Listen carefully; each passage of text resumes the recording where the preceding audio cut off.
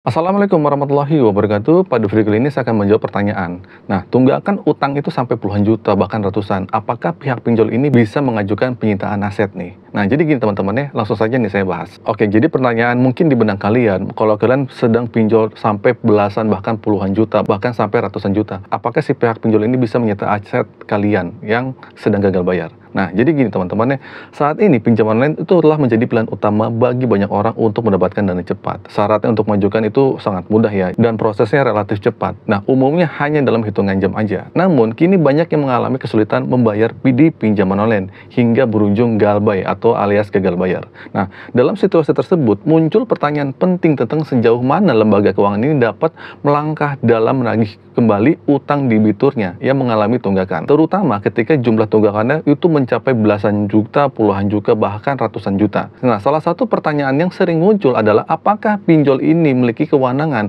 untuk menyita aset debiturnya sebagai langkah penagihan yang ekstrim. Nah, dalam video ini saya akan mengeksplorasi dinamika hukum di balik penagihan utang pinjaman online dan mempertimbangkan apakah penyitaan aset itu menjadi opsi yang realistis bagi lembaga keuangan tersebut atau alias pinjolnya. Nah, jadi begini penjelasannya. Nah, pertama-tama perlu dipahami bahwa pinjol umumnya tidak memiliki kewenangan langsung untuk melakukan penyitaan aset tanpa proses hukum yang sesuai.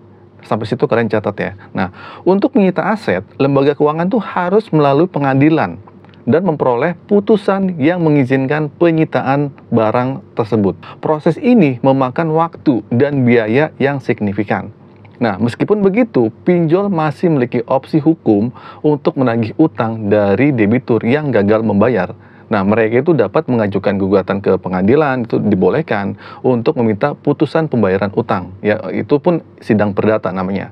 Namun, banyak pinjol itu cenderung mencari solusi alternatif, seperti rencana pembayaran lainnya atau bekerja sama dengan agen penagihan utang atau desa lapangan atau pihak ketiga ini untuk menyelesaikan masalah pembayaran secara lebih damai dan aman secara hukum karena perhitungan biaya dan ribet-ribet dan waktunya. Nah, di Indonesia ada undang-undang yang mengatur proses penagihan utang, termasuk Undang-Undang Nomor 4 Tahun 96 tentang hak tanggungan dan Undang-Undang Nomor 42 Tahun 99 tentang jaminan fidusia. Nah, namun proses ini melibatkan pengadilan dan tidak memungkinkan penyitaan aset tanpa proses hukum yang sesuai. Nah, jadi dengan demikian, sementara pinjol memiliki hak untuk menagih utang, mereka harus mengikuti prosedur hukum yang berlaku dan tidak boleh melanggar hak-hak debitur yang diatur oleh undang-undang. Ya, jadi penyitaan aset tanpa proses hukum yang sesuai dapat dianggap melanggar hukum dan dapat ditindaklanjuti secara hukum oleh debitur. Jadi kesimpulannya, kalau kalian sedang gagal bayar di beberapa pinjol,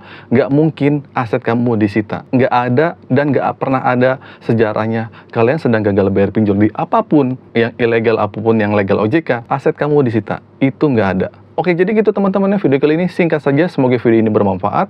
Akhir kata dari saya, Assalamualaikum warahmatullahi wabarakatuh.